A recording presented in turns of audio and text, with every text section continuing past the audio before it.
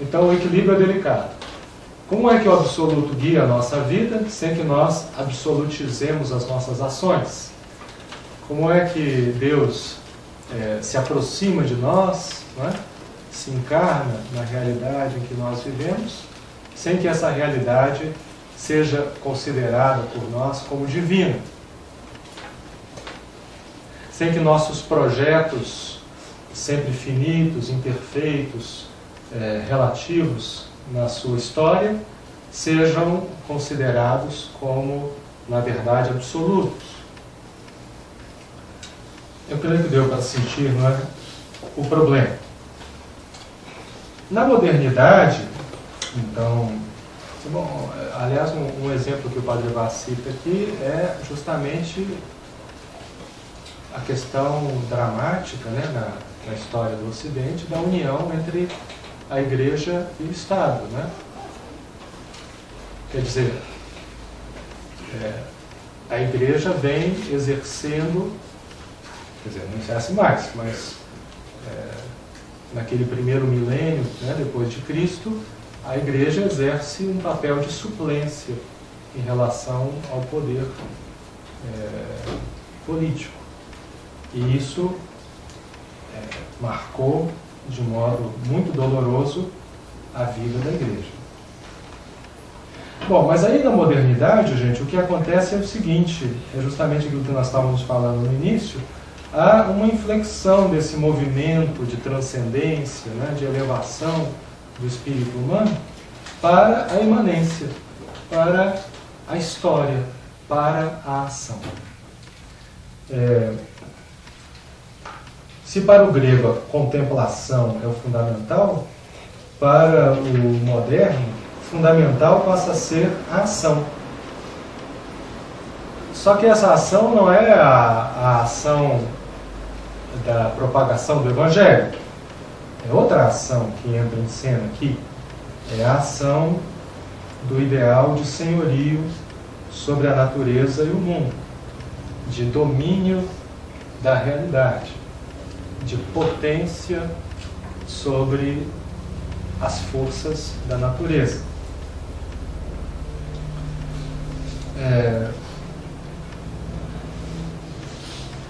Então, esses autores com os quais eu estou aqui conversando e que me inspiram, né, eles percebem nesse caminho da modernidade, em grandes traços, uma tendência à absolutização da imanência, né? E, em consequência, a criação de realidades totalitárias. A gente vive num mundo de totalitarismos, a gente pode dizer assim, né? Nós tivemos as grandes experiências totalitárias do século XX. Nós sentimos na nossa história a presença desses totalitarismos, sobretudo políticos. Mas hoje nós também vivemos o totalitarismo do consumo, né? O frenesi do luxo. Ele está presente em nossas vidas.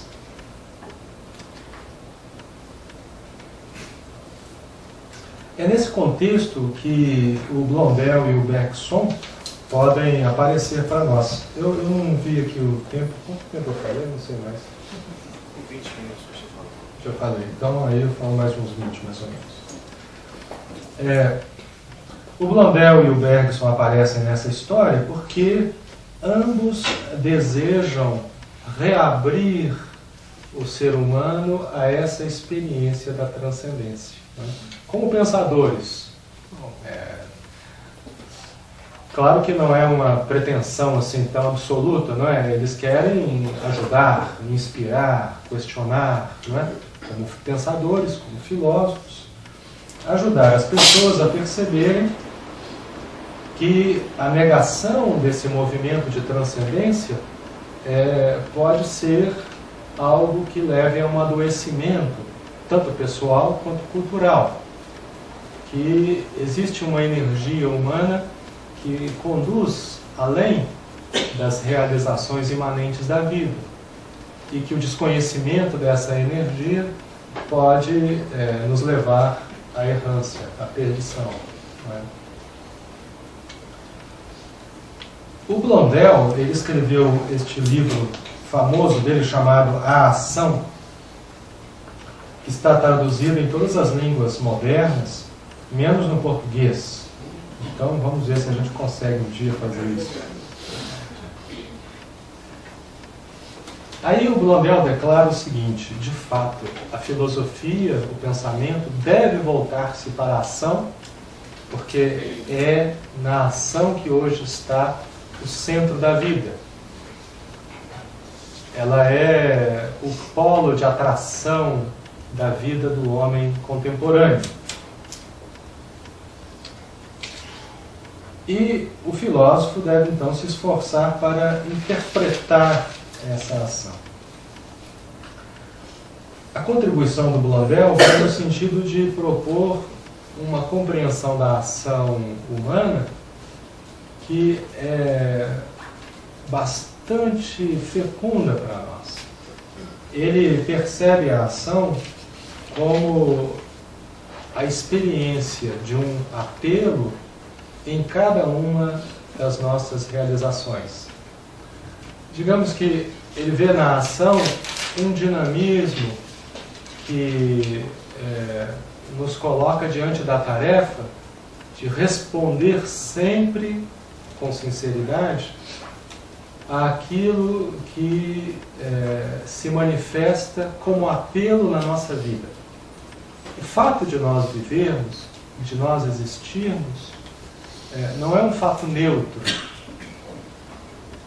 No próprio ato de existir, o ser humano vai descobrindo gradualmente, fragmentariamente, vai descobrindo apelos de realização da sua existência. Esses apelos, à medida que eles vão sendo respondidos, eles funcionam como uma espécie de novos degraus. Quando você pensa que realizou aquilo que você desejava, é como se abrisse naquela realização um novo desejo. Um novo desejo mais amplo do que o desejo já realizado. Então, nesse livro, A Ação, o Blondel vai acompanhando essa espécie de reformulação dinâmica do enigma da nossa existência. A cada realização humana, né, uma nova questão se coloca. E o agente deve tomar uma decisão. A ação é, portanto, o lugar de um drama na vida humana. Aquele que se dispõe a agir, que se engaja no caminho da existência, viverá constantemente o drama das suas escolhas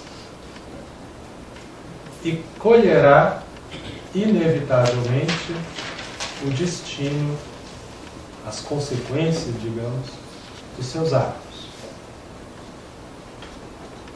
De tal modo que, na experiência da ação, a gente sente um apelo interior, né, que, aliás, está descrito, digamos assim, na nossa cultura. Ele vai sendo expressado em monumentos, em obras literárias, em estruturações políticas, em regras de vida, em normas, em valores, né, ao longo da história. É uma realidade dinâmica. O ser humano vai falando desses apelos e inscrevendo esses apelos na sua cultura. Então está ali presente, a gente não parte do zero, nem constrói tudo por si mesmo.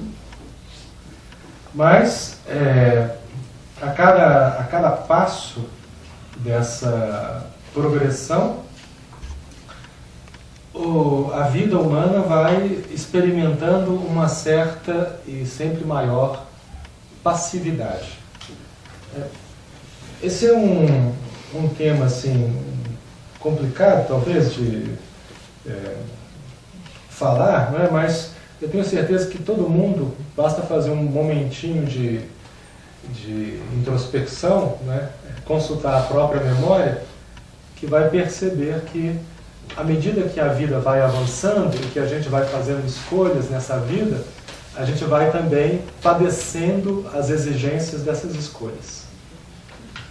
Então, a ação, quanto mais intensiva, diz Blondel, quanto mais a gente realmente se lança na existência, mais a gente descobre uma espécie de passividade de fundo que vai nos constituindo, né?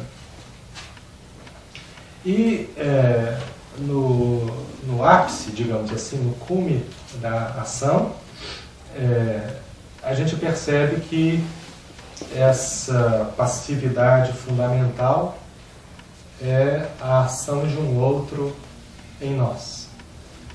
Um mistério. Um mistério que eu não consigo definir, embora eu confusamente o perceba em mim. De tal modo que a vida humana, que inicialmente pode parecer uma iniciativa, não é, autônoma, de um ser, não é, que se realiza, que constrói o seu mundo, na sua raiz é uma resposta a um apelo que me constitui e que eu não consigo esgotar. O Blondel chama esse apelo, usando a linguagem da teologia da sua época, de sobrenatural. Só que é um modo bastante malicioso de utilizar a palavra sobrenatural, porque sobrenatural, claro, né, é uma palavra que dá a impressão de algo que está acima da natureza, né? Mas o Blondel está falando justamente de um sobrenatural que está agindo imanente em nós. E imanente, inclusive, em toda a realidade. Então, é uma transcendência de algo que se apresenta agindo, presente, né, na nossa realidade. E ele tem uma famosa definição, entre aspas, dessa noção que está no livro Ação. Eu vou ler para vocês. Ele diz assim: absolutamente impossível e absolutamente necessário ao ser humano. Eis aí propriamente a noção do sobrenatural. Ou seja, traduzindo em outras palavras, aquilo que eu mais quero, aquilo que eu mais busco, aquilo que eu mais desejo e que me é impossível alcançar. A ação do ser humano ultrapassa o ser humano. Ele está citando aqui Pascal, né? E todo o esforço de sua razão consiste em ver que ele não pode, que ele não deve permanecer aí. Então, o esforço da razão, vocês veem que é uma razão que inicialmente pareceria uma razão conquistadora, né, dominadora de toda a realidade, mas o último esforço dessa razão é reconhecer uma passividade originária, uma incapacidade fundamental e a necessidade de ir adiante. Diz Blondel: espera cordial do Messias desconhecido. Vocês sabem que essa espera do Messias é uma coisa bastante estrutural na vida da gente, né? É só a gente ver O Senhor dos Anéis e outros filmes que fazem tanto sucesso, né? São filmes messiânicos. Sobre isso o Manuel pode nos dar uma brilhante aula depois. Mas essa espera cordial do Messias, Blondel a percebe no coração humano. Batismo de desejo, que a ciência humana é impotente para provocar. Então a gente só reconhece que ele está ali. Porque essa necessidade mesma é um dom. Ela pode mostrar a sua necessidade, ela não pode fazê-lo nascer. A filosofia, né? A filosofia pode mostrar essa abertura, essa busca incessante do ser humano pelo dom, mas ela é incapaz de fazer essa busca nascer. Aí justamente vem a crítica de Blondel à idolatria moderna. Ou seja, toda vez que nós pretendemos realizar aquilo que o nosso coração mais busca, mas que é irrealizável por nós, nós nos fornecemos, ou nós construímos para nós ídolos. Ídolos que dominam, que devoram, né? A atitude humana correta não é a atitude de quem possui, mas é a atitude de quem espera. Diante do apelo do dom que nós padecemos na nossa existência, a nossa atitude só pode ser de abertura e expectativa a esse dom que se comunica a nós, ou que só pode comunicar-se a nós, revelando-se pela sua própria iniciativa.